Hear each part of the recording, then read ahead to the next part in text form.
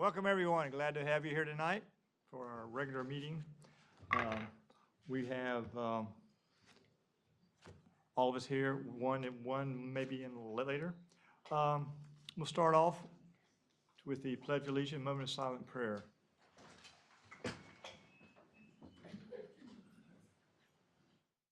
I pledge allegiance to the flag of the United States of America and to the republic for which it stands, one nation, under God, indivisible, with liberty and justice for all.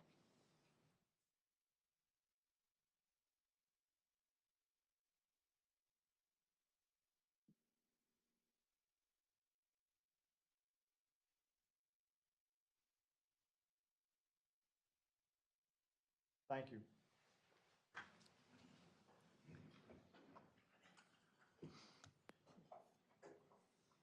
Before we go any further, do we have any visitors here from the Scouts? Any Scouts here tonight?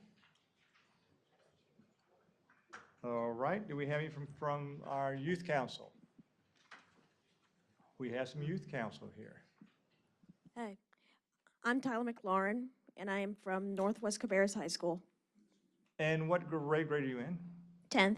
10th, okay. Hi, I'm Raina Owens. I also go to Northwest Cabarrus High School, and I'm a senior. All right. Thank you all for being here tonight.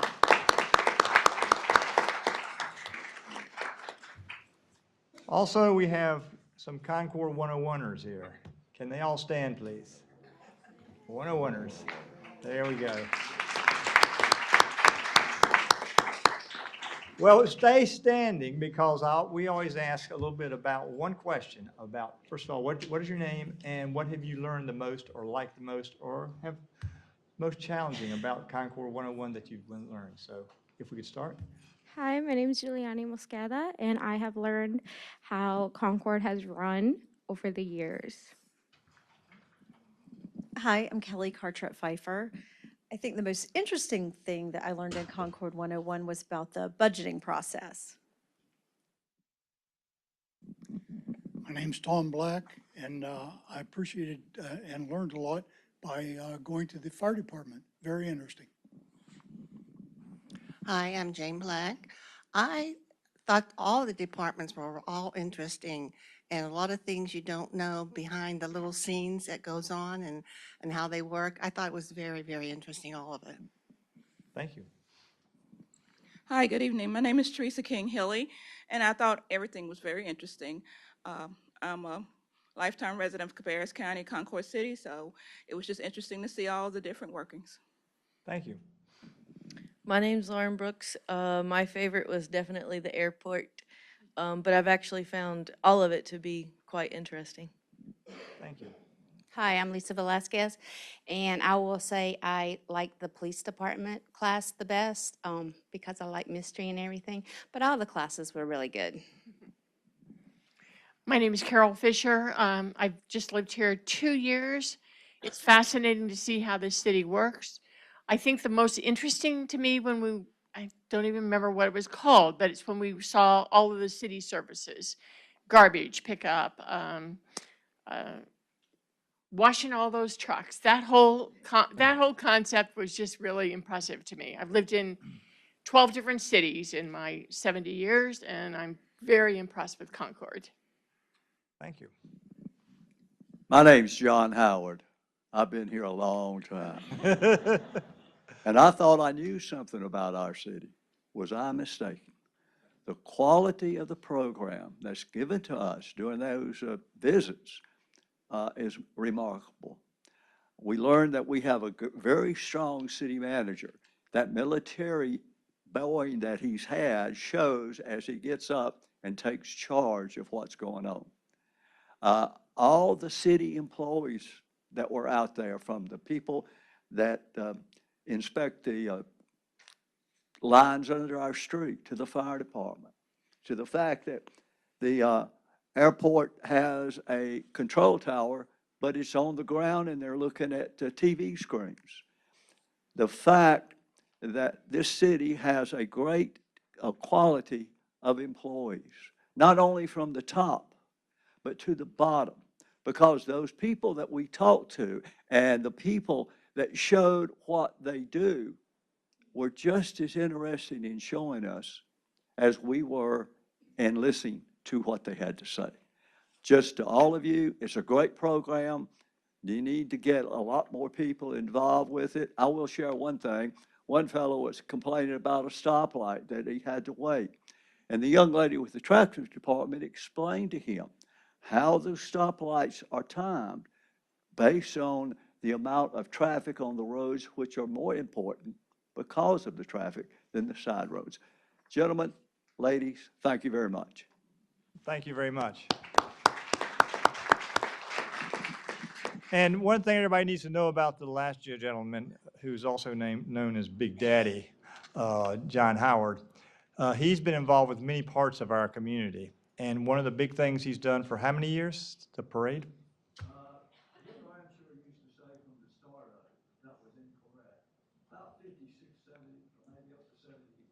70 years that John Howard's been involved with, and I think that deserves a round of applause also.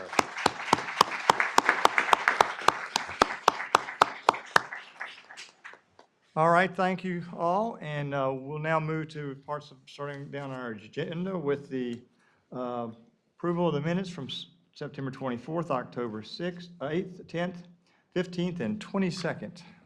Is there a motion? You move to approve, Mayor. I'll second that. Motion is second, ready to vote. All in favor, raise your hand. Thank you very much. We are going to be having 3 presentations tonight. First is going to be a presentation proclamation recognizing Saturday, November 30th. It's Small Business Saturday in Concord. Paige, if you can come forward, I'll meet you down here. Go ahead and heading your way.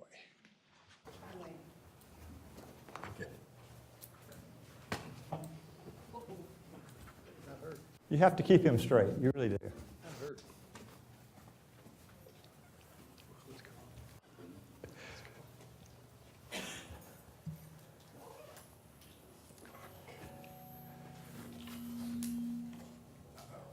Uh-oh.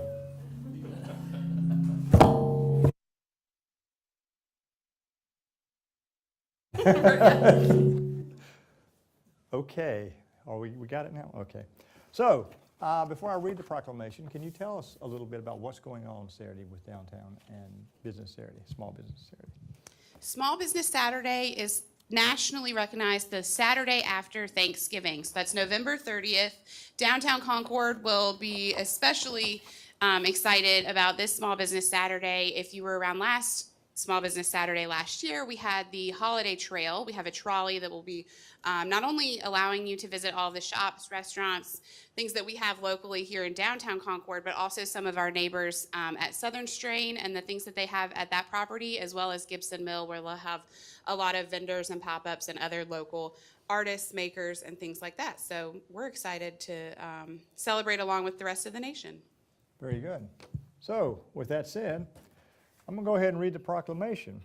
Whereas the government of Concord and North Carolina celebrates our local business, small business, and the contributions they make to our local community and, sorry, my mind is going here, make to our local economy and community. Whereas according to the United States Small Business Administration, there are 34.7 million small businesses in the United States. Small business represents 99.7% of firms with paid employees. Small businesses are responsible for 61.1% of net new jobs created since 1995, and small businesses employ 45.9% of the employees in the private sector of the United States. Whereas 68 cents of every dollar spent at small businesses in the United States stay in the local community, and every dollar spent at small business creates an additional 48 cents in local business activity, result of employees in local business purchasing local goods and services. Whereas 59% of the U.S. customers are aware of Small Business Saturday and shop and aid in small, independently small-owned retailers and restaurants in Small Business Saturday 2023, whereas Concord supports our local businesses that create jobs, boosts our economy, and preserves our community. Whereas advocacy groups as well as public and private organizations across the country have endorsed the Saturday after Thanksgiving as Small Business Saturday. Whereas 2024 marks the 15th anniversary of Small Business Saturday, I therefore, William C. Dush, Mayor of City Council, along with the City Council of Concord proclaim November 30th, 2024 as Small Business Saturday. Thank you very much, and let me present this to you. Yes, and we'll get a...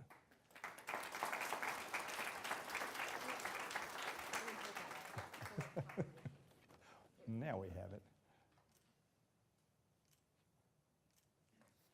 Thank you. Thank you. Yes, Appreciate it. good for all you do.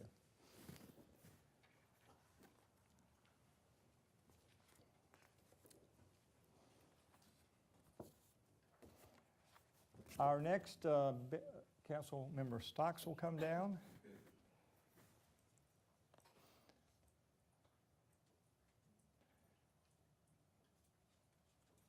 And we also have some members of our community here.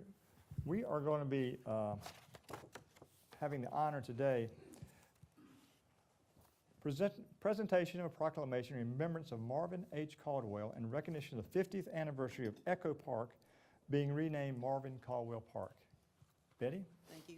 At this time, I would ask that Mr. Caldwell's granddaughter, Felicia Caldwell, come forward, along with Pastor Herb Rederick, the current pastor of First Missionary Baptist Church, where Mr. Caldwell attended, Mrs. Arthette Walker, the historian for the church, and any other church members or community members that would like to join us, please come up at this time.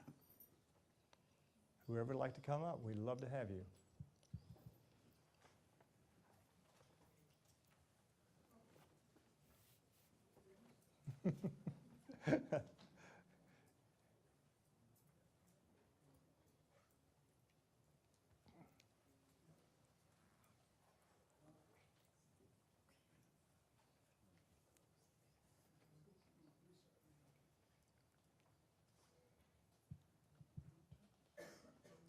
I thought I saw Mr. Clark. Will you please come forward? Yes. He was hiding earlier, but I said I'd like to have him up here. And I think with you just really making sure it's going to happen.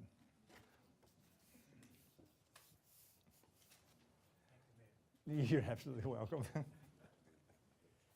Got you here. Okay. I have it here. So I'm going to go ahead and read the proclamation. Whereas Marvin Henry Caldwell, 1910 to 1973, was affectionately known as Mr. Caldwell, pushed for change and fairness in Concord. Whereas Mr. Caldwell had a quiet disposition and determined spirit. Whereas Mr. Caldwell's civic accomplishments, including serving on Mayor Alfred M. Brown's Advisory Blue Ribbon Committee, the Logan Community Board of Directors, as a Logan Association Treasurer, NAACP, Men's Civic Club, Cabarrus County Credit Union Bureau, campaign manager for the Betty Edelman and Red Cross program. Whereas Mr. Caldwell's position as a servant leader in the First Missionary Baptist Church was legendary, as he was always ensuring the care and concern of the church family, which is still evident today. Whereas on November 14, 1974, Mr. Robert Mathis presented a petition bearing the names of residents of Ward 4, Logan Community, to the City of Concord Aldermen, and whereas a petition was formally requested the change of the name of Echo Park to the Marvin H. Caldwell Park, as Mr. Mathis stated, quote, everyone is aware of what Mr. Caldwell has done for this community and has felt that it would be most fitting to honor his memory in this manner. Whereas the name change to Echo Park from Echo Park to Marvin Caldwell Park was unanimously approved and ordered. Whereas November 14, 2024 marks the 50th anniversary of this change, whereas Mr. Caldwell's immediate family members are deceased, but the family home is still standing at 210 Lincoln Street in Concord. Now, therefore, let it be resolved that I, William C. Dush, on behalf of Concord City Council, do hereby present this proclamation in honor and remembrance of Marvin Henry Caldwell on this celebrate his 50th anniversary of renaming Marvin H. Caldwell Park. So, we are so proud to have you all here today. And as you notice, there's a lot of change going on starting at Caldwell Park, but 50 years, and we want to make sure that we remember that. Betty? Would you like to say something? I'm just honored to be here to accept this in memory of my grandfather. Through the years, I've heard so many wonderful things about him. He passed away shortly before my second birthday, so I have only been able to just glean from the sweet words, kind words, all of the memories of everyone that they have shared with me. So thanks again. Thank you Thank you for very much. honoring him on this day. Absolutely. Are there any additional words you'd like to add to this? Anyone? AJ, I know you always like to say something. Here you go. I'm also honored too. Matter of fact, I live right across the street. I used to live right across the street from Mr. Marvin Caldwell. Matter of fact, Mr. Marvin Caldwell is the reason why I ended up at First Baptist Church, when it was First Baptist Church then. Matter of fact, I was 9 months old. Oh, man. And Mr. Caldwell came across the street and said to my mom, let me take AJ to church, to Bible study. And she said, he's only 9 months old and he's in diapers. So Mr. Caldwell says, somebody up there will change it. So from that time on, that's where I started. Matter of fact, I've grew up with the whole family. Even when Deisha said that I remember when they were small also. So I've always lived in a community and still do, where this community is a family-oriented community, where everybody knows your name. Oh, yeah. Thank you very much. And I would just like to really recognize Mrs. Walker, raise your hand, for bringing this history before us again. Thank you so much. Thank you.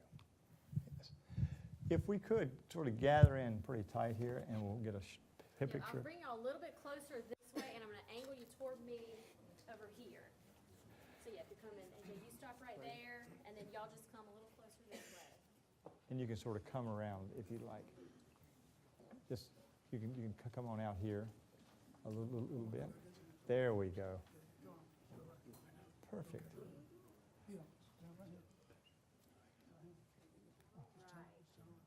we go. Perfect. Now, if you all look at me. 1, 2, 3. Thank you, everyone. Thank you.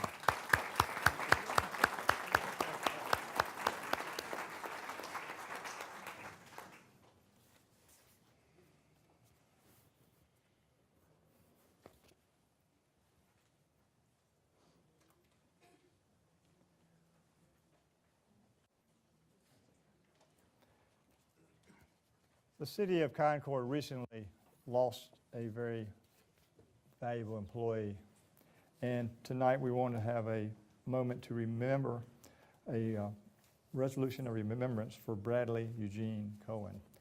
If I could have his mother and sister come forward along with Bethany from our communication department.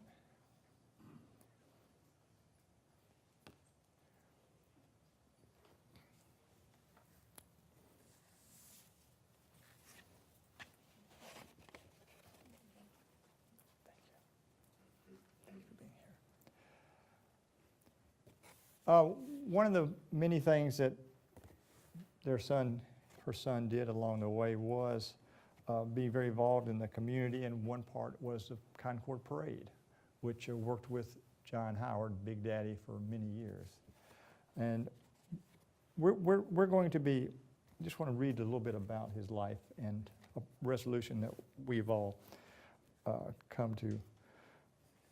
Want to make sure we put it on our record. Whereas the city of Concord recognized the passing of Bradley Eugene Cohen on November 1st, 2024, and remembers his impactful life and dedicated service to the community.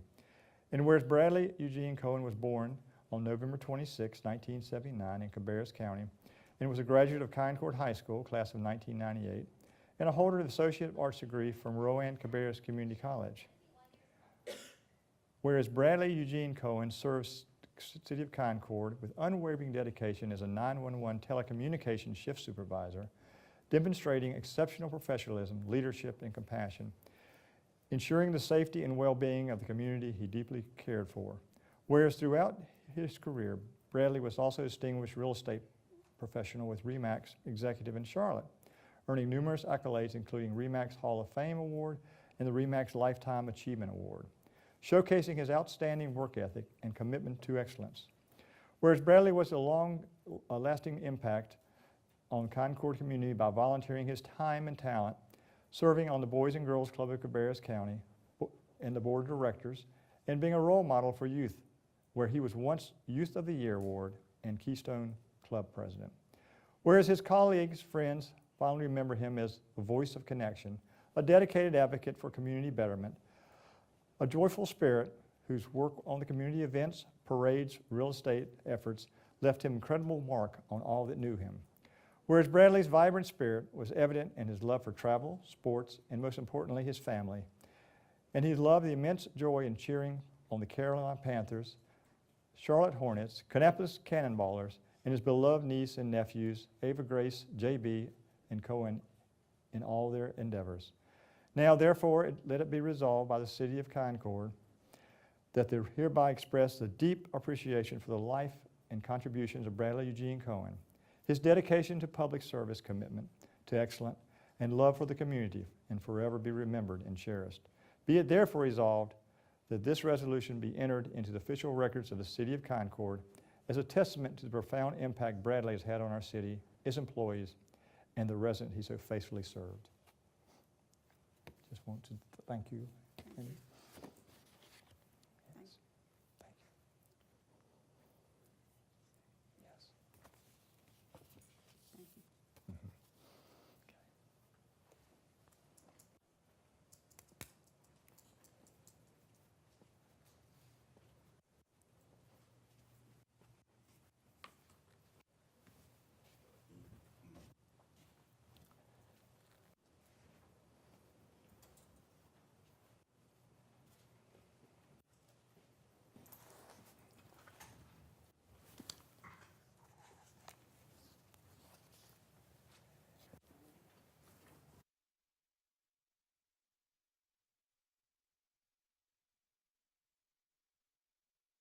Concord United Committee Annual Presentation. So, the three co-chairs will come forward.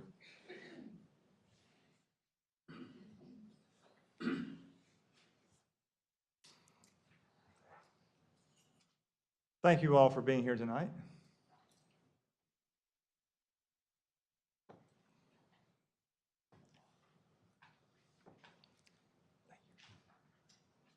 Good evening, Mr. Mayor, members of council, Mr. Payne, Mr. Kuczynski. Thank you so much for allowing and affording the opportunity for us to come tonight to make our annual presentation to council.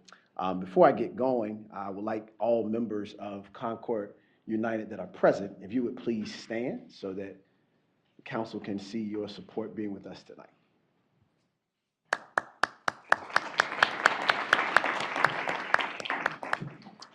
My name is Bertram Hinton. I serve as one of the co-chairs for the Concord United Committee. And tonight, as we come to make presentation, we know that we're able to forward you our very comprehensive report for this year. We will not insult your intelligence by reading to you, but there will be some highlights that we'll make. For those newer to the council, this committee was established back in February of 2021 in the midst of some very uneasy times, if you will, within our nation. The purpose of it was for a diverse group of 24 individual citizens of the City of Concord to come together to have not only reasonable conversation, but to see if there were any inequities or challenges within the city itself. During that time, as we've now entered into the completion, or now completed our third year, we've addressed several things. We've made some notes surrounding transit, surrounding housing and other issues, but we really took some time this year to revisit and to remember what our charge was.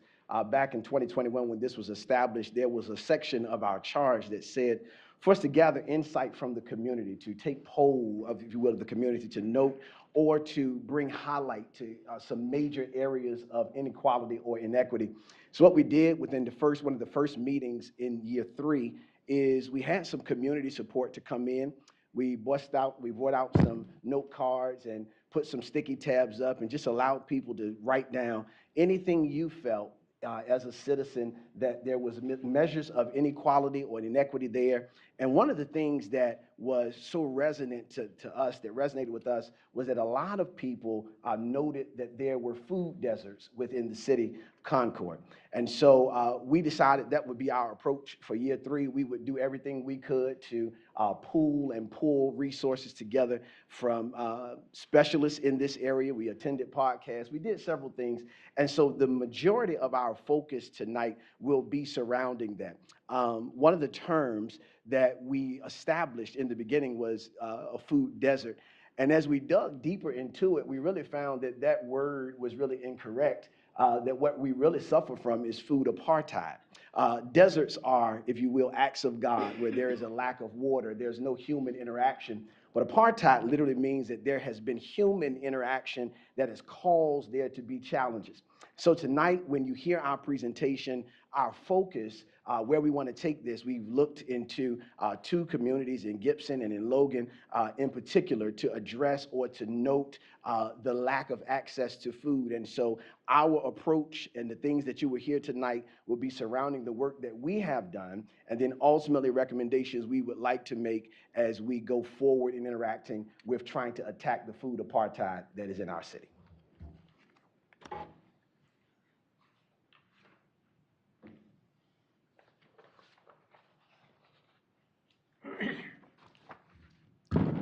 Good evening, Mr. Mayor, council members. My name is Bob Anderson, and I'm one of the co-chairs of the Concord United Committee. It is in the spirit of working together for every segment of our community that I want to talk with you this evening. At the beginning of our report this year, beginning on page 2, you will find a brief history of Concord that contains many items that the average person in Concord is not aware. It is not presented to open old wounds, but it's presented as a way to hopefully help us understand how we got to where we are today. It begins with the formation of Concord, a word meaning harmony. As you read through this story, you will see that the city of Concord was not harmonious to all of our citizens to begin with, beginning with the indigenous population that was systematically removed. In the following century, slavery was in force, as it was in many parts of the country.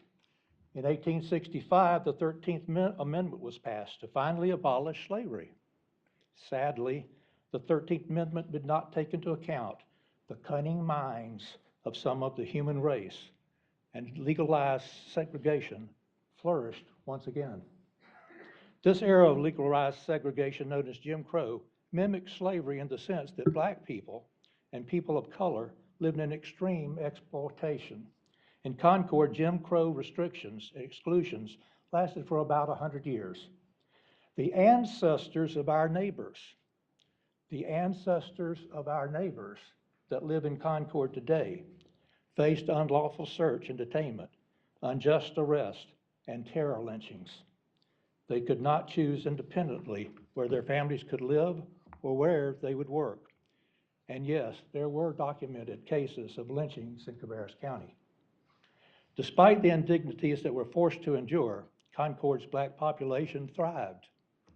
Mr. A.J. Clark, Logan Community Association president, stated, historically, Logan was a self-sufficient community where you did not have to leave the community for any basic needs. Stores, recreation, movie theaters, dry cleaners, swimming pool, library, school, groceries, meats, all within walking distance. Take a moment, council members, to take the picture of the Logan community that Mr. Clark remembers and juxtapose that with the picture of our Logan community today. In the 1960s and 70s, race riots broke out across the nation. The riots were not so much a response to any single event, but rather a constant accumulation of all the injustice that was born on the backs of people of color. Now, some people will say that this is a bunch of nonsense and just an excuse for rioting. But I can think of times in my life when I have seen examples of an individual's rage due to pent-up anger. Maybe you have too. Maybe someone begins to scream at a fellow shopper in a grocery store because of something that happened to them early in the day, Maybe they lost their job. Or maybe someone had an argument with their spouse the night before and took their anger out the next morning through road rage, driving on the road, and that just happened to be next to your car. I could go on with examples, but I think you get the picture. The Logan community did not just have an hour or a day of frustration to live with. They had a lifetime of frustration. They had generations of frustration. In 1972, a white Logan store owner shot a black Logan resident and nearly killed him. The brutality was too much to handle. Some local residents, Logan residents, incensed by the brutality, took to the streets, and businesses were burned. What was the city's response to this? The school was closed, and the city followed up with more restrictive policies that would add up to a total of 72 punitive and exclusionary zoning ordinances that would effectively ban the Logan community from rebuilding its critical commerce, including grocery stores. Former Mayor Scott Padgett worked with community members in the city in the 2000s, and now, while no discernibly restrictive or exclusionary ordinances exist for Logan on paper, generational damage certainly has been done. Mr. Amos McClory, former NAACP Cabarrus County president, stated, "No one ever had to leave Logan's neighborhood to get the basics things they needed prior to these city restrictions. Now, it's been 52 years since anyone was able to buy a loaf of bread in Logan. 52 years. When I was a boy, I learned to sing at a young age. One of my favorite songs growing up was Blowing in the Wind by Peter, Paul, and Mary. Looking around, I know that some of you are familiar with that group. A couple of lines in that song, I think, are particularly appropriate for the topic that we are discussing. They go like this: how many years can someone exist before they're allowed to be free? And how many times can a man turn his head and pretend he just doesn't see? And I want to paraphrase another verse from that song. How many ears must one person have before they can hear people cry? How many ears must one person have before they can hear our neighbors cry? I want to finish up my segment this evening by telling you a truth that you already know. City council members, you have power. You have the power to make a change. You have the power to make a difference in people's lives, in the lives of all the citizens of Concord, but particularly now in the lives of the citizens that live in Logan and Gibson communities. May God grant you the courage to use your power for good. At this time, I'd like to ask La Marie Austin Stripling to come up and give us a review of the work we've done on food. Mr. Mayor, members of council, I'm La Marie Austin Stripling. Thank you so much for having us tonight. As Bishop mentioned earlier, we did meet with quite a few various resources. We had folks who went up to Gastonia to hear about transportation. We had the 4 Degrees to the Streets podcasters who came in and brought their vast knowledge of urban planning to the table. We met with planning and zoning. We met with Mr. A.J. Clark. We met with leadership from the Gibson community. We did a lot of deep dives. We also met with the U.S. Department of Agriculture in order to do some extensive fact-finding. And so the USDA created what they call a food access research map, and I would direct your attention to Appendix C in the materials that were provided to you. The maps address low income, low food access, and low vehicle access census tracts. These tracts compare urban to rural communities in each of these categories, and Logan would be categorized as an urban area since it's a densely populated, developed territory encompassing residential, commercial, and non-residential land use. For the low food access tracts, this were defined as those that were at least 500 people, or 33% or more of its residents, are more than 1 mile from the nearest supermarket or large grocery resource. For the low vehicle access tracts, those were defined as more than 100 households that have no access to a vehicle and are more than half a mile to the nearest supermarket. For your low-income tracts, the poverty rate of 20% or higher on those tracts for the median family income is less than 80% of the median family income for the state and metro area. Both Gibson and Logan communities face these environmental factors, and Logan is situated in the intersection of all three: economic, transit, and food barriers. So the key recommendations from our report that we wanted to speak to tonight: from the USDA, the food environmental factors such as store proximity, food pricing, food and nutrition assistance programs, and community characteristics interact to influence food choices and diet quality. And while urban farms, community farms, grocery and prepared food delivery can be helpful, especially for the older populations that can't prepare their meals, larger scale, long-term solutions are more ideal. So the first key recommendation would be a multifaceted approach with a long-term, large-scale solution. The second would be a viable, healthy food development with consideration for potential for subsidized programs. The food sources should be healthy, fresh, ideally above $2 million in annual sales. The USDA recommended supermarkets, supercenters, large grocers, stores like an Aldi's, and they recommended that you exclude pursuing stores like dollar stores, convenience stores, warehouse club stores, or commissaries, which have specialized memberships and are not necessarily advantageous for those who are suffering from low income. An additional recommendation would be to seek federal or state grants to improve food access. The Gibson Village population had roughly 10% of their community receiving SNAP or food stamps with a median household income of $43,000.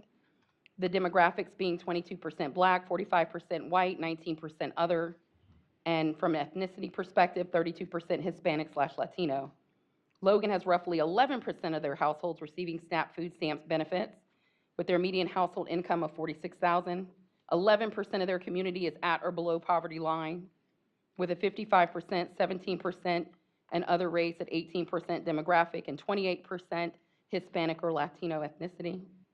We're of the understanding that there are some grants being pursued for Gibson, and the recommendation is that where there are possibilities to explore them for Logan, that those be pursued. In our time with the 4 Degrees to the Street podcasters, Jasmine Jones-Bynes, who works with commercial real estate and affordable housing in Los Angeles, California, and Nemo Aziz, a deputy program manager who works with transportation regulation out of Washington, D.C.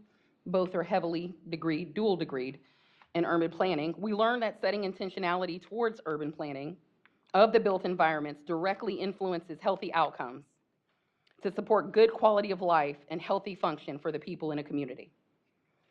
Logan has a transportation limitation and poor infrastructure for the roads with the horse and buggy streets, and the streets are also a major environmental barrier for Logan. The committee recommends a potential fresh look at transportation with consideration in moving towards an all microtransit model. Bishop Hinton recently had the privilege of participating in the Go Gastonia Transportation Program pilot that has had some success in the last 6 months. Gastonia being population size of about 84,000 residents. Their pilot program is more affordable than large bus transit, removes fixed route limitations, incorporates technology, and allows for virtual bus stops, smaller vehicles, so they're able to navigate the city streets. And Bishop would definitely be a great resource for further information on that. And so at this point, we thank you for allowing us to speak to you and welcome any questions you may have for us. Thank you very much. Question from council? I don't have any questions necessarily, but thank you all for that very detailed and very informational report. I am optimistic that going forward that we can address this issue and hopefully make an impact on that. So thank you all. Thank you. Thank you. I want to echo Betty's comments. You have achieved, in my mind, everything we hoped would happen in 2021. You've done an excellent job. You brought us serious recommendations, and we must take those seriously. So thank you very much. Thank you. We appreciate giving us direction. This is what we need, and it's our job now to make it happen. Yes, go ahead. So a specific question to any of you three. The report is about Logan and Gibson, but it looks like you're focused more on a dire need in Logan. Am I interpreting it correctly? Yes. And we have an initiative in Gibson, still in its formative, that I'm sure you were made aware of, that hopefully can have some impact there. So, main question. And just to go a little deeper in that, because we were made aware of the activity in Gibson, and we were trying to did connect with Tara and Bengal and some different people to understand what was going on, that kind of framed that if it can happen in Gibson, is there a way that something similar could take place in Logan? So yes, the more dire need is in Logan due to the inactivity there. Sir, May, Bill, yeah. From our meeting the other night, Bishop, we walked away with a handshake, and I appreciate that. This is something I think that I've been wanting to hear from you about, one issue, one flag we could stick in the ground and do something about, and this is it. Great job. Thank you, sir. Bill, I would like to make a request of council in front of, in 2 weeks at our second work session. If we could add it to the agenda, I know it's somewhat full. I'd like to have just a council discussion. We've got the report, we've got the presentation. If we could add that to the end of that agenda, I would really appreciate it. Yeah, I think we can do that because it's a good way to start the discussion with council. In our second work session, we do things to talk about problems or issues or projects we want to go forward with, and that's where we'll have this one. So, thank you very much. Thank you. Thank you. Thank you. Yeah. All right. Moving on to departmental reports, Parks and Recreation bond update. Thank you, Mr. Mayor. So Sheila's going to come forward and give the staff report this evening and update to council. Good evening, Mayor, members of council, Mr. Payne, Ms. Kolchinsky, Ms. Deason. Tonight, I will provide you the November update on our bond projects. First up is our financial information. This has been updated. It also includes the cost estimate for Dave Phillips Park that you guys approved last month. Moving forward, we will provide a financial update to council on when we receive the final design plans we bring to council with that cost estimate. We will provide a financial update, and we will provide a financial update when we have a bid, so you can see where we are for the bond projects. Next will be Dorton Park.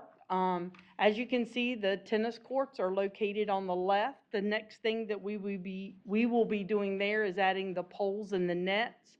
The construction continues. We are moving forward pretty fast. Landscaping has begun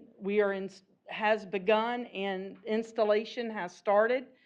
Just a reminder to council, we have additional landscaping that will be a part of this project, but it does not happen until next fall. I also attended the HOA meeting for Afton, and at that meeting, I was able to provide the neighborhood an update on Dorton Park and other bond projects. Here's additional pictures of Dorton Park. We continue with the stream restoration permitting along Cottle Creek. Our consultant McAdams has submitted for our design to do the stream restoration in the wet. The Army Corps of Engineers reviewed that. They came and inspected the site. They have requested a revision to do this work in the dry.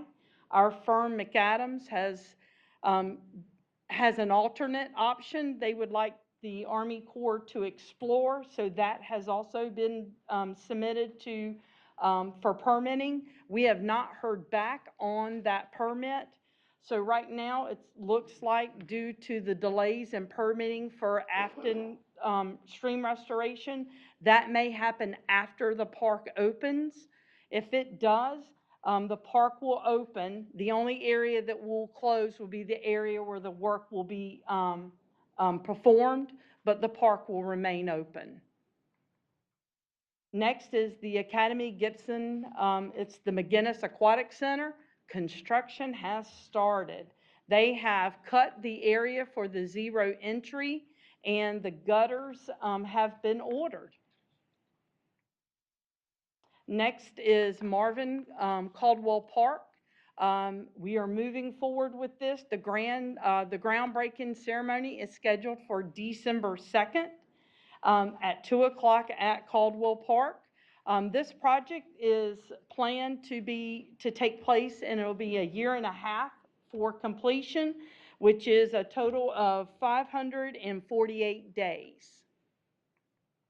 Next is the J.E. Jim Ramsor Park. We continue to work with NCDOT for the driveway permit.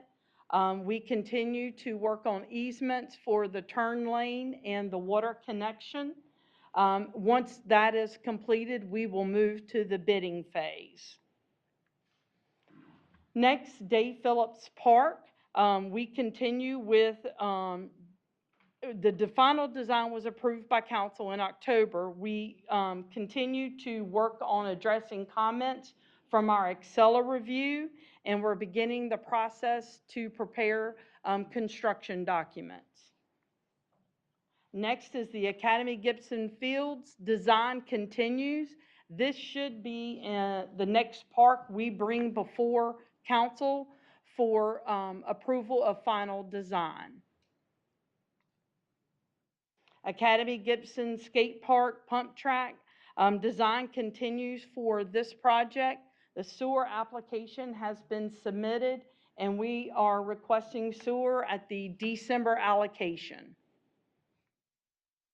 Next is the Sculpture Garden. This is on the same track and the same designer and contractors performing this design. So design continues for this project. I do want to note the two pictures. The grant that Clearwater received, which is Rebuilding Together of Greater Charlotte, they had some additional work and volunteer days held at Clearwater, and they finished putting together the picnic tables and benches that will be used at Clearwater and in the new Sculpture Garden. Hartselle Complex, we are continuing with design for this project. Next week, we have a scheduled meeting with our new city arborist and our consultant to look at landscaping plans and tree saves for this project. And we are also preparing documents for Excella submittal. The Poplar Tent Trailhead Park, no update on this. We continue with this design internally.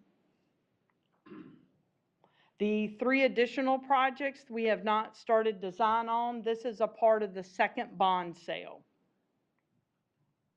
Here is the map or the schedule that was provided to council last month. There are no updates to this map or to this schedule. And I'll be glad to answer any questions. All right, Sheila, thank you. Questions? I just have one. Sheila, I want to throw an accolade out to you. Also, you did a great job at the HOA the other night, handling the questions, which were several, actually. Thank you, sir. You did a good job. I do have one question. You mentioned the Army, this is new, by the way, the Army Corps scenario with the Western Creek. That's Cottle Creek, right? Correct. What does in the dry mean? The original submittal for design was to perform the stream restoration in the wet, which means the stream continues to flow as they do the stream restoration. In the dry means that they will pump water and have to pump it away and over out of the area of work to the other side. So they, in essence, work in the dry. And our consultant has an alternative that hopefully the Army Corps will let us move forward with. Thank you. Other questions? I don't, well, I guess maybe there's a question. But in light of the report we just heard from the Concord United Committee in ways to address the food apartheid, there is still plan to have that community garden in There will be Caldwell Park. space for a community garden as a part of the bond project for Caldwell Park. Yes, ma'am. Okay, thank you. All right. Thank you very much. Thank you. All right, moving on to downtown streetscape update. Thank you, Mr. Mayor. So as per usual, Kaylee and Paige will tag team this update to council this evening. Good evening, Mayor, members of council, Mr. Payne, Ms. Kolchinsky, and Ms. Deason. We'll get going on the monthly update here. Maybe. This always seems to happen to me.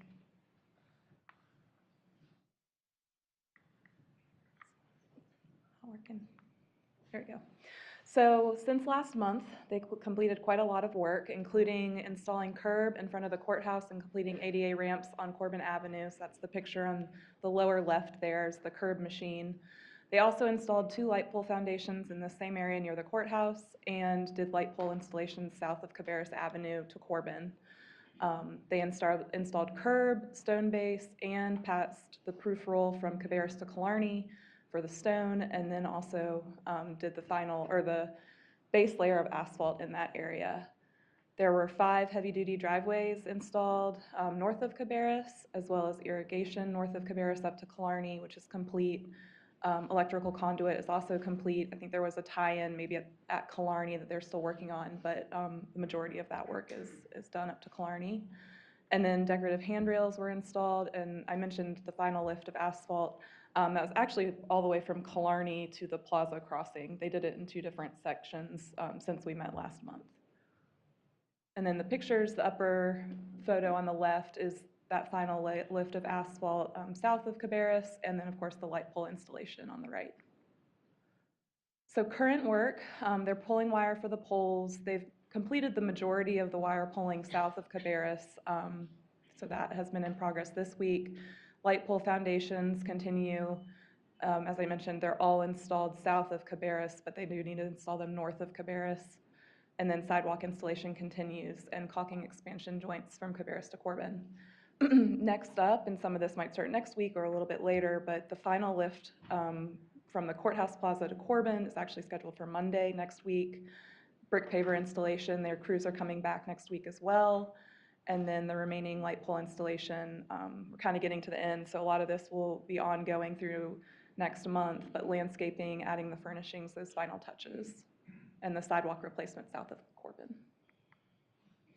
These photos are just from this week, so the driveway that I mentioned, that's one being installed there at Truist Bank. In the middle was just yesterday with them doing the asphalt, and then they did some concrete work, that sidewalk installation. So this is looking back at where we were on October 9th, the last time I presented to you all, and this is where we are today. So quite a difference in 5 weeks between the two. Of course, there's still some sidewalk work. The rain did slow us down a little bit this week, but they're going to get back on pouring sidewalk probably on Monday for that section. Tomorrow might be too wet, but the crews will be back out working. I have quite a number of drone images. These were taken a little bit later in the afternoon than we usually do, just to show as much work as we could for the asphalt, and you can see the concrete work on the right there. Working up to Killarney. And those were shots from yesterday. Yesterday, yeah, 3:30 I think is about where they were taken. And then turning around, kind of looking south. A lot of the surface work was already done, but this is much more cleaned up. We took down the barrels and things for Candy Crawl. So light poles, decorative fence has been installed.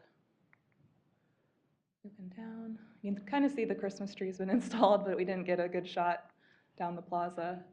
And then I think they were actually able to finish up a lot of the grading you're seeing on the right in front of the courthouse. So that was what they were working on while this picture was being taken, so. And you're saying that asphalt in front of the old courthouse will be Monday? Yes, so from the Courthouse Plaza crossing to Corbin, they'll stop short of where the new crosswalk will be on Corbin to kind of hide the seam there with the asphalt, but trucks are coming Monday. So these are becoming a little less informative. Of course, we're still kind of working in that north block on the sidewalk work. And then, as I mentioned, we're getting to the end with a lot of those final touches. But I did add another map showing where the base layer of asphalt is in the red that they just did this week.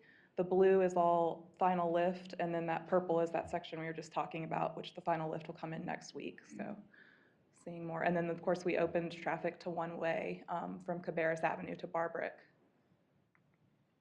And just finishing up my slides with the weekly updates and the parking. So also the map on the parking was updated with that one-way traffic.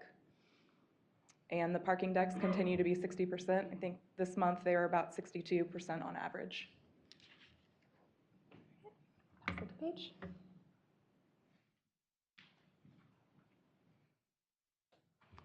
I know we saw many of you out at the Candy Crawl last month, so we appreciate you coming out for that. It was a really exciting day. As you can see from the pictures, we had Batman and Robin, which is always a highlight. But really just the entire event was a highlight. We had about 35 or more businesses and organizations who were out passing out candy to the kids in their adorable costumes. The families really enjoyed it. The social district was active.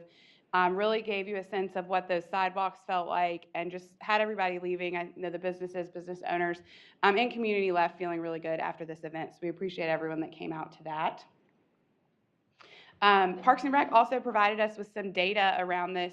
They've mentioned that they have access to Placer.ai, which is a really great tool to help us calculate how many people are in specific areas. So I didn't give you the map. It was pretty much that downtown area, but it did include those parking garages. From about, I think it was 3 to 6, we had about 2,000 visitors in downtown. Some of that is overflow, probably parking and going into the neighborhoods to trick or treat, but the majority of that, based on the average time they were there for Candy Crawl. So it's really exciting to see that. Headed into more festive events. We're really excited to be coming up. There's been a lot of work by a lot of people in these holiday events, so we're really excited to see those come to life. Tree lighting, of course, being next Friday, and followed by the parade coming down Union Street. We're excited to see how the streets and the sidewalks are activated. And so we're really excited also for the community to just come down and see this progress for themselves. They may have seen some pictures on social media, but there's nothing like seeing it in person and really feeling that energy. And then followed by the Small Business Saturday Holiday Trail, which we talked about a little bit earlier. One thing that's important for especially retailers, but especially small businesses, they really rely on that holiday traffic to really help them make their sales. This is a shorter window. Thanksgiving's really late, so keep that in mind. And really focus, even beyond downtown Concord, supporting local. Typically, the majority of business owners who own a small business have that business in the community that they live in. So it really does, when they talk about supporting your local community, it really is full circle for those small businesses. And that, again, is on November 30th. Cassie and I actually went to Salisbury yesterday to learn with some of our other Main Street communities and investors about small-scale development and historic tax credits. In fact, that particular building, the Salisbury that we were visiting, that developer, Josh Barnhart, has done a project. He and Justin Mueller have done the project at the P.M. Morris building in downtown Concord. So we've seen some of these projects in downtown, and this was just a really good opportunity for us, along with other small-scale developers from around the state, to learn a little bit more about how that's used so that we can use it as a tool when we're meeting with people and they're looking at investing in downtown Concord and what that looks like. So had a lot of fun at that yesterday. We also have shared our knowledge with many other communities who are thinking about undergoing a streetscape. And Pittsboro, a couple folks from Pittsboro, the assistant town manager, as well as their communications manager, came and visited a couple weeks ago and met with staff, and we gave them a lot of insight into what they can do to prepare. We gave them the good, the bad, the ugly, and then we took them on a tour and told them they better hurry because there wasn't going to be any visible dirt for very much longer. So they made it a priority and came down so that they could see firsthand and they could prepare their community. So really taking the initiative to share that knowledge with other communities so they can be prepared as well. Any questions? Thank you. Any questions? Thank you. All right. Now we're moving to recognition of persons to be heard, and let me go ahead and read our statement here. This portion of the meeting is our time to recognize persons requesting to be heard and provide an opportunity for anyone wishing to address the city council to do so. Each person receives 3 minutes to address council. This is time for listening for the council. The subject will be noted, and if required action or request, the city manager will note of such and provide staff for any required response or after action. Please leave your contact information with the city clerk to facilitate. And I have 4 people who have signed up, and I just have requests for the first 2 that they, next time, be a little clearer on how you write your name. Well, that's my fault. Yeah, I know it is. Come on up.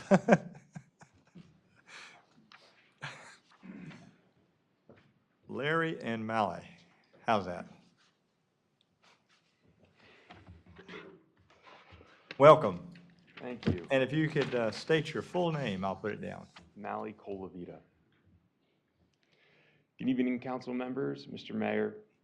My name is Mally Colavita. I'm the owner of the Intrepid Companies, a real estate development firm based out of the Charlotte area. I've appeared before this council numerous times over the past 20 years. The overwhelming majority of those appearances, I've represented one large public conglomerate or another. However, over the past 4 years and appearing before you for the first time, I'm a small business owner, choosing my passion rather than a profit-seeking production, choosing to work locally, choosing to employ local consultants, contract local tradesmen, while providing a quality product for local families that I can be proud of the next time I stand before you. I focus on taking small properties that are underutilized or dilapidated or have not stood the test of time and partnering with the community so that we can bring them up to full utilization with a certain type of housing need in a specific area that can create a higher standard going forward. The project we're here to introduce you to is the Weddington Road Villas, and we're seeking an allocation of sewer capacity for this project. As you'll see from the presentation by my council, this project will greatly benefit the city of Concord, but I want to focus on why I want to do business here and explain why an award of capacity to my project will be an impactful meaning. I love our community, and I want to see it grow. I want to see it grow the right way. I understand the importance of quality over quantity. I understand the meaning of grassroots investment where I live over the pizzazz of a public logo. And I understand that earning the reputation and trust of a community over chasing pennies or hitting a quota.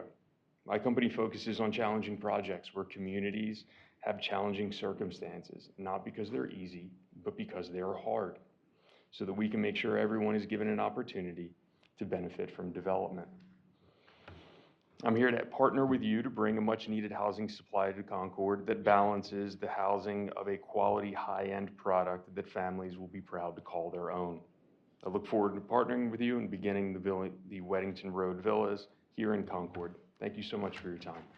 Thank you for being here. Hello, Larry. Hello, Mr. Mayor. Always a pleasure to be here. May I begin? You may. Thank you, sir. Mr. Mayor, Mr. Manager, Madam Attorney, members of council. As always, it's a pleasure to appear before you tonight to discuss the Weddington Road Villas.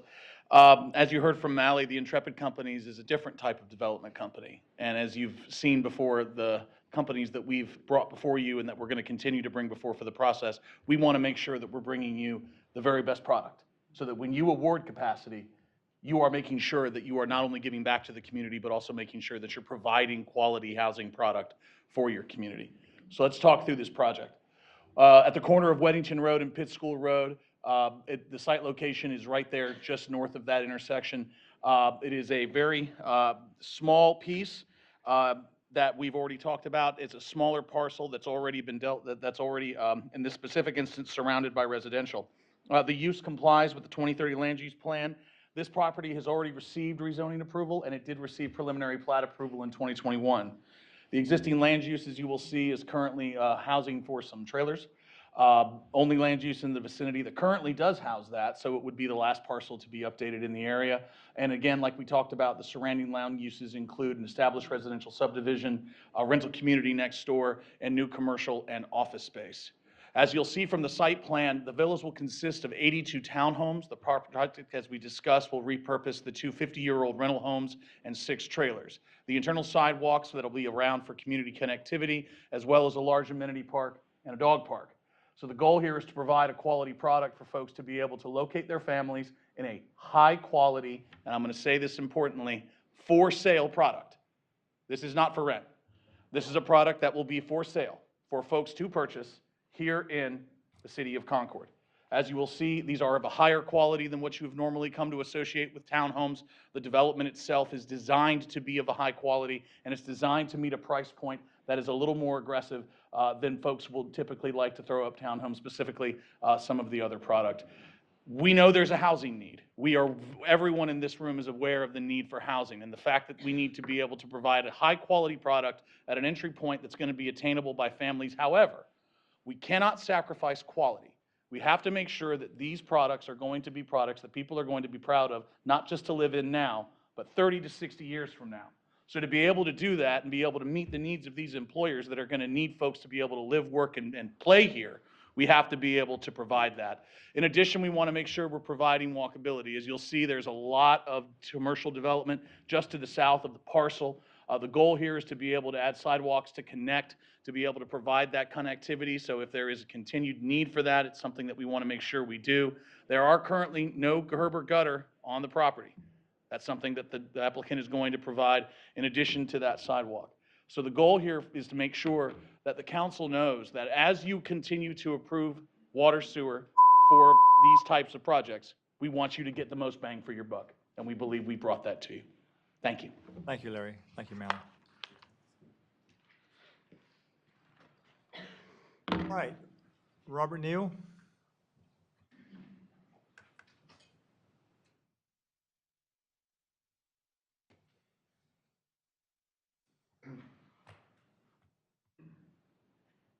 Welcome.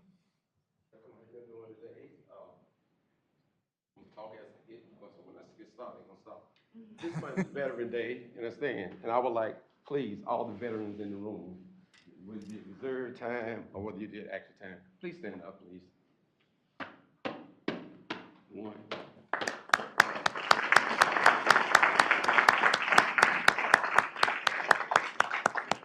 But you know one thing, it's just kind of strange. It's only 4 people in here that serve our country, and we're the only 4 people that get abused. We did some stuff for EPS, NSP, and went online. There's a lot of things, but I want them to read this out to you. Good afternoon. Unless you've been a soldier, you just won't understand the things that we have seen and done in the service of our land. We were trained to live in combat and to deal with dreadful sights that shouldn't be seen by anyone and keep you awake at nights. We don't discuss the wounds we've had to the body or the mind. We just put our hurts behind us and turn our memories blind. We are proud we served our country, but remember those we lost. For the freedom that you have today, they paid the awful cost. One thing is, I'm a 50th anniversary Vietnam vet. I have never had anything given to me. It's always been an outnumber, 96-4. But as veterans, we put our life on the line for this town, even with the part you were talking about, 1974, where they go, about what happened here. You know, we went because we couldn't afford to get into college.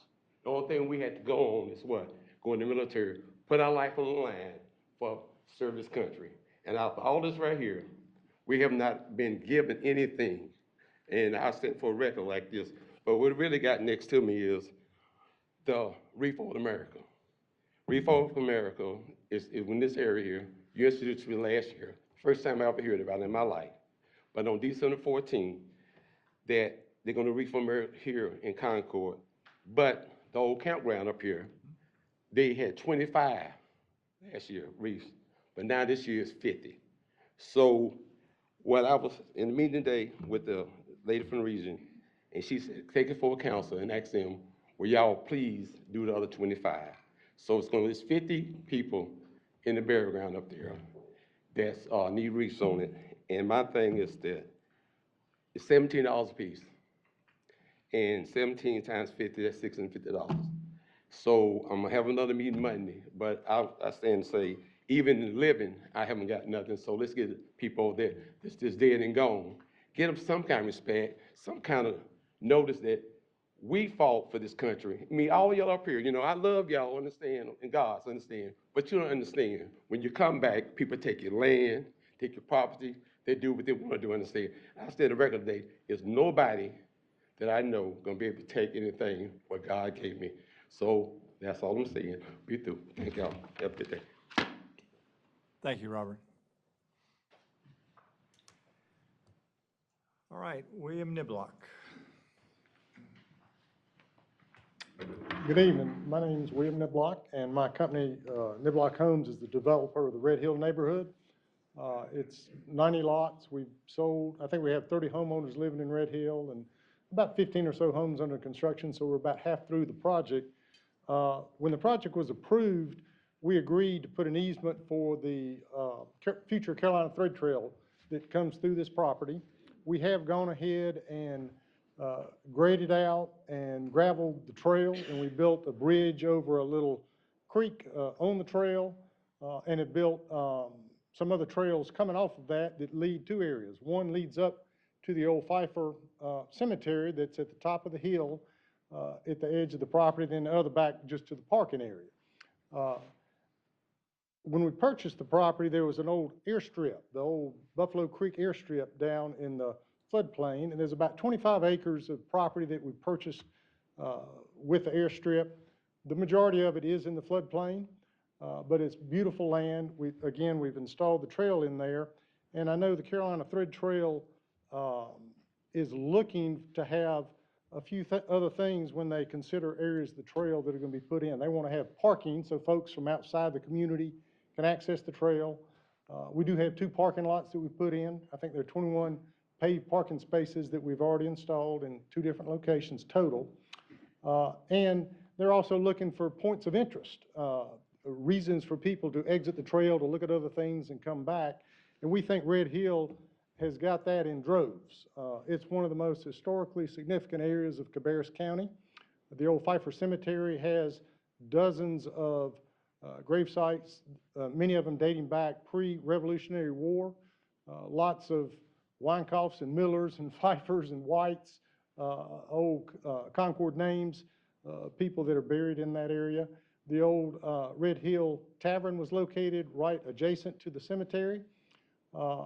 There was a historic incident that took place prior to the Revolutionary War, the Black Boys incident, where a number of young men out from the Rocky River area had hijacked a British convoy on the way to Hillsborough and blew up a powder wagon. And that's one of the reasons this area, the world is called the Hornet's Nest, is because all the turbulence that was going on around here. So there's a lot of neat things that happened in this area. What Niblock Homes is proposing to do is to donate 25 acres of property to the city of Concord for Parks and Rec, which would include the trail areas, and to donate that now, and to enter into a memorandum of understanding with the town that states that we are going to pursue the building of a Red Hill Tavern, a replica of the Red Hill Tavern. Can I have a few more minutes or not? Is that possible? Or do you need it? Council? Yeah, just a, Yes. yeah, I don't think anybody else is going to speak on behalf of this or against it. But what we would like to propose is to build a Red Hill Tavern that could be donated to the city of Concord as well. That would be a replica of the tavern that was from the 1700s, but it would be used as a community building with bathrooms, plumbing, heat and air, electricity and all. They could be used for neighborhood groups, school groups, book clubs, things like that, to come out and learn about the history of this area. I've had conversations with Alex Porter and with Sheila and other folks affiliated with Historic Cabarrus, and I think they're all on board with this idea. They also have suggested this might be a wonderful location to reconstruct the Meadowview School, the reconstruction area, one-room schoolhouse that wasn't in this location, but this might be a great home for it. And in conjunction with donating this 25 acres to the city, we would be donating about 3/4 of an acre to the graveyard to give additional room to build the Meadowview School, hopefully.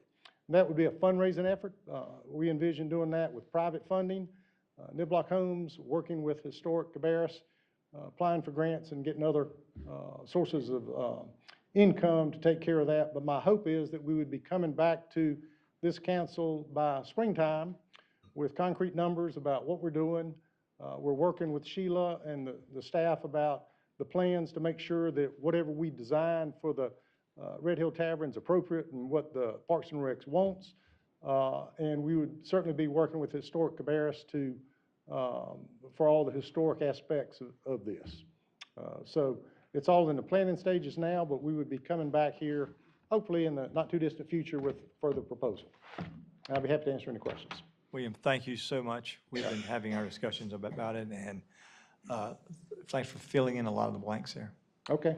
Appreciate what you're doing. We'll be back. Thank you. All right.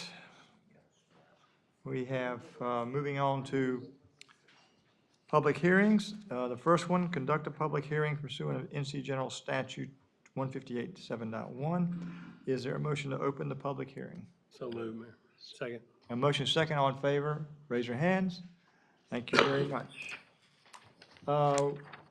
We have one person to speak, Russell Hood, if you'll come forward. Welcome. Good evening. Good evening, how are you tonight? Mayor, council members, pleasure to see you again. I'm here to obviously discuss what we're looking to work on here in Uptown Concord and see if there are any questions that needed to be answered regarding this project. I think we're pretty clear. Brilliant. Thank you very much. Thank you very much. Thank you for support. All right. I have no one else signed up for or against it. Anyone like to speak in regards to this item? There is no one, so motion to close public hearing. Second. The motion is second. All in favor, raise your hand. Back to council for a recommendation. Mayor, I move that we approve the incentive as written. I'll second that, Mayor. Got a motion and second. Any further discussion? There being no discussion, ready to vote. All in favor, raise your hand. Thank you very much. Yes, sir. All right. Number 2, conduct a public hearing, consider adopting an ordinance annexing 1.905 acres. Is there a motion to open the public hearing? So moved. Second. Motion is second. Ready to vote. All in favor, raise your hand. All right. Thank you very much. I have no one signed up for or against dealing with this item. Is there anyone to speak in regards to this item? There is no one to speak in regards to this item, therefore motion to close public hearing. So moved, Mayor. Second. Got a motion and a second. All in favor, raise your hand. Thank you. Back to council for a recommendation. Mayor, I move we approve adopting the annexation ordinance as written. I'll second that, Mayor. Got a motion and a second. Any further discussion? There being no discussion, ready to vote. All in favor, raise your hand. Thank you very much. Number 3 was tabled. Number 4, conduct a public hearing, consider adopting an ordinance amending Article 5 subdivision plats. Is there a motion to open the public hearing? Parks. So moved, Mayor. Second, Mayor. Got a motion is second, ready to vote. All in favor, raise your hand. Thank you very much. I have no one to speak for or against. Does anyone like to speak in regards to this item? There is no one to speak, therefore motion to close public hearing. So moved. Second. Got a motion and a second. Any further discussion? There being no discussion, ready to vote. All in favor, raise your hand. Thank you very much. This one's got 3 minutes. Oh.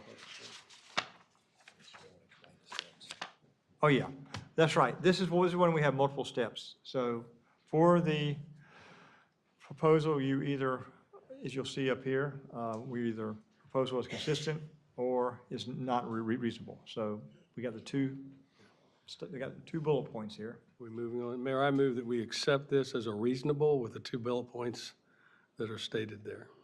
I'll second syllables in that word. There's a lot of syllables. Okay, a motion and a second. Any further discussion? Ready to vote? All in favor, raise your hand. All right. Next step. Approve the statement. Approve or deny the amendment. Okay. Is there a motion to approve or deny the amendment? Mayor, I move to approve.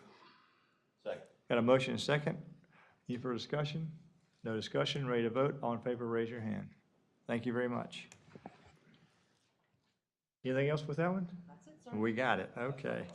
We have, that completes our public hearings. We now move to presentations of petitions and requests. Number one, consider naming a street in the Brown Operations Center to Public Works Way Southwest. Is there a motion?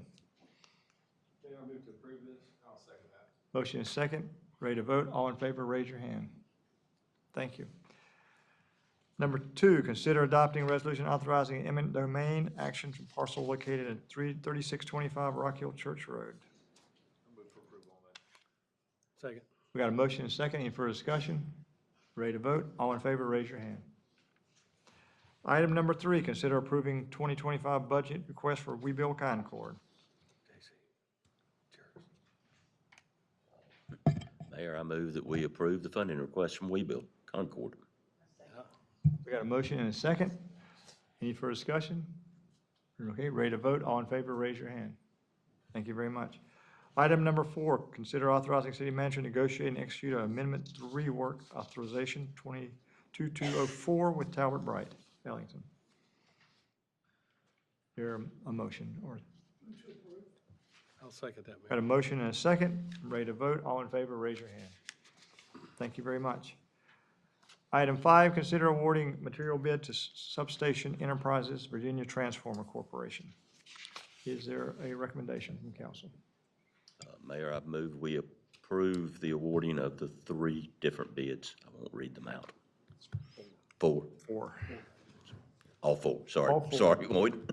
Motion for the 4. Is there a second? Second. All right. Ready to vote? All in favor, raise your hand. Thank you very much. Item 6, consider purchasing 2 115 kV circuit switchers. Is there a recommendation? So move, Mayor.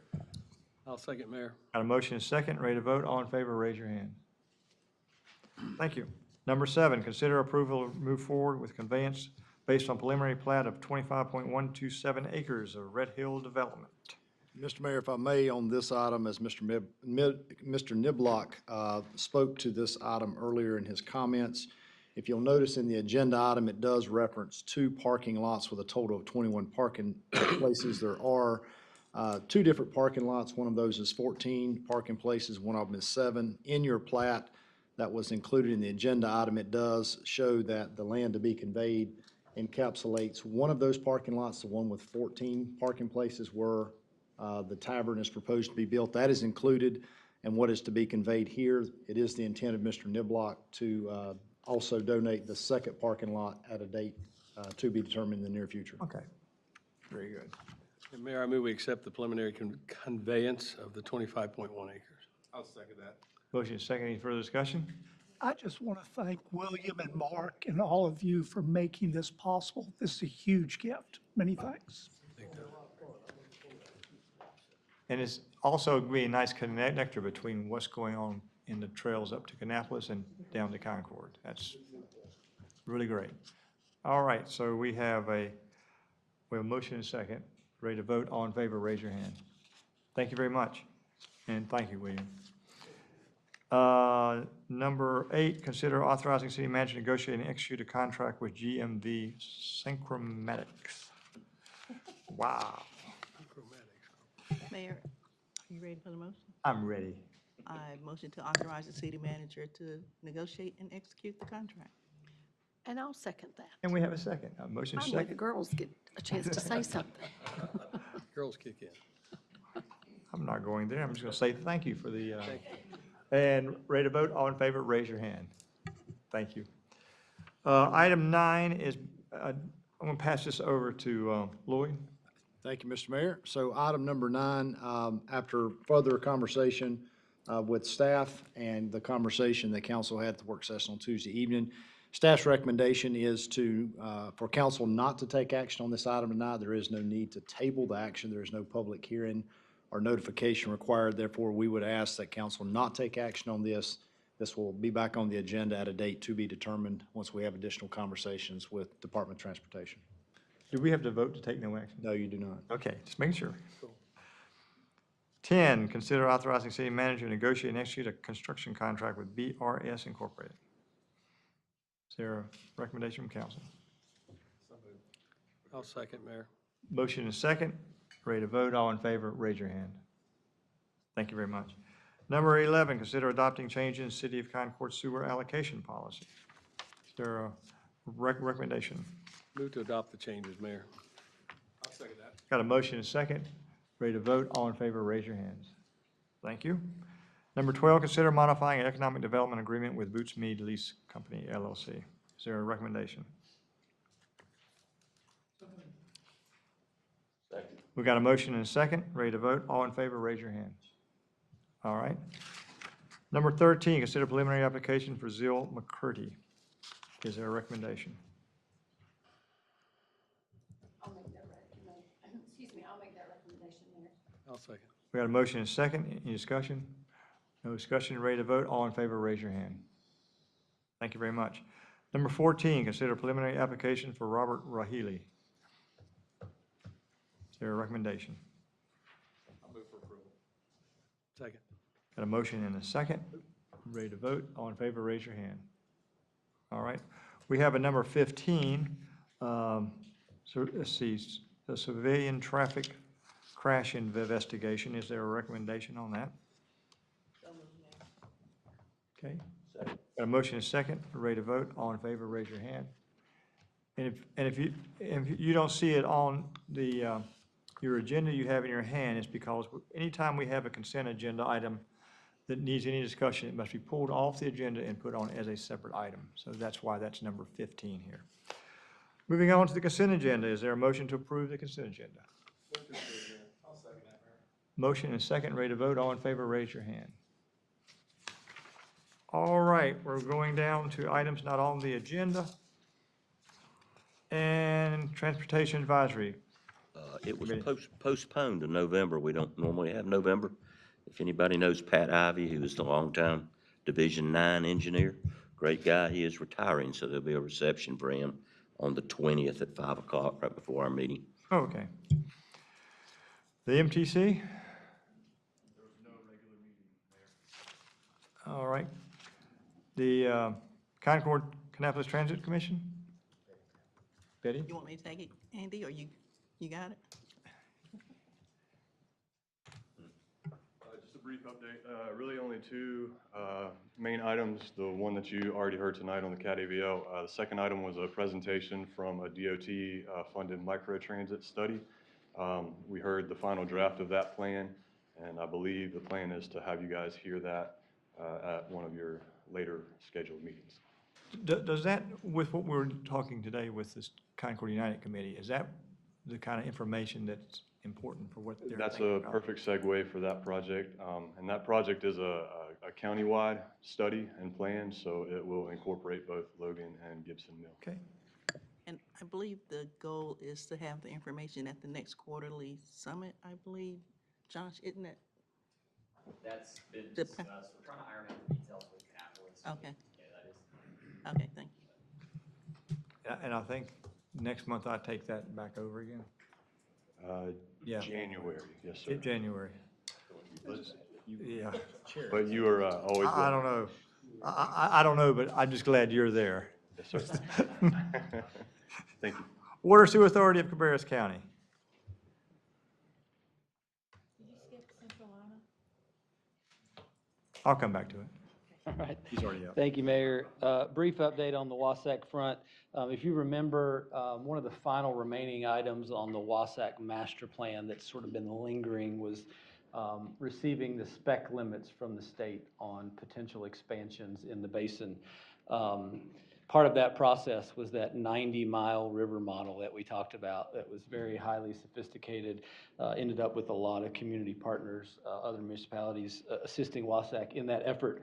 Well, the state has adopted that model as the official basin model, which is very good news. They also use that model to develop our spec limits in relation to our application to receive spec limits for 40 MGD and 50 MGD.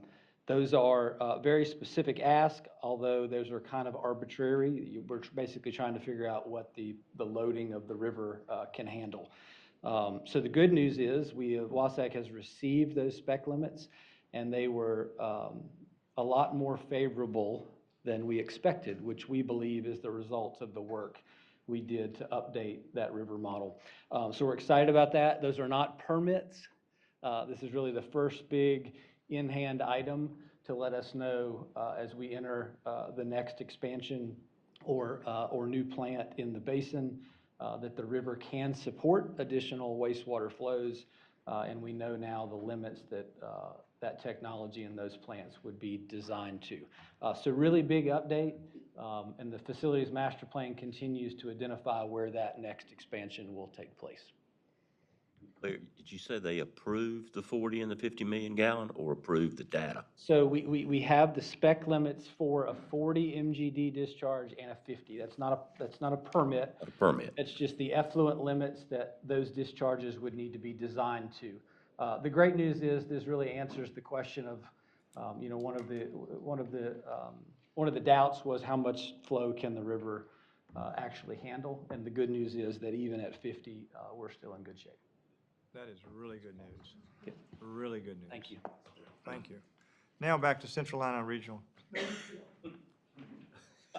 knew it. All that buildup. Are you sure you don't have something to say?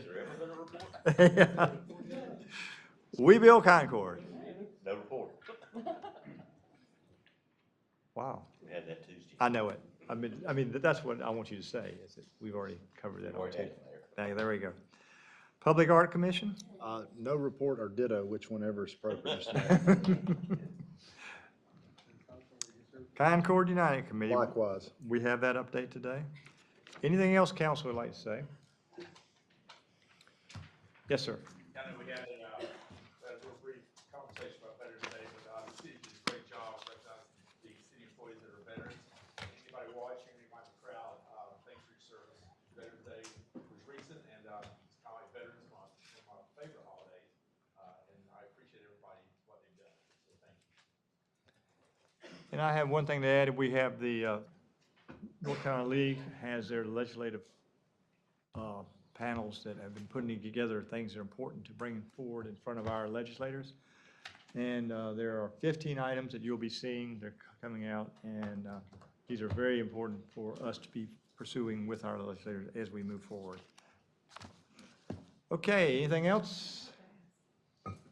That said, is there a motion to adjourn? All in favor, raise your hands. Thank you very much. Thanks, everyone. And thank you, Concord 101ers, for being here.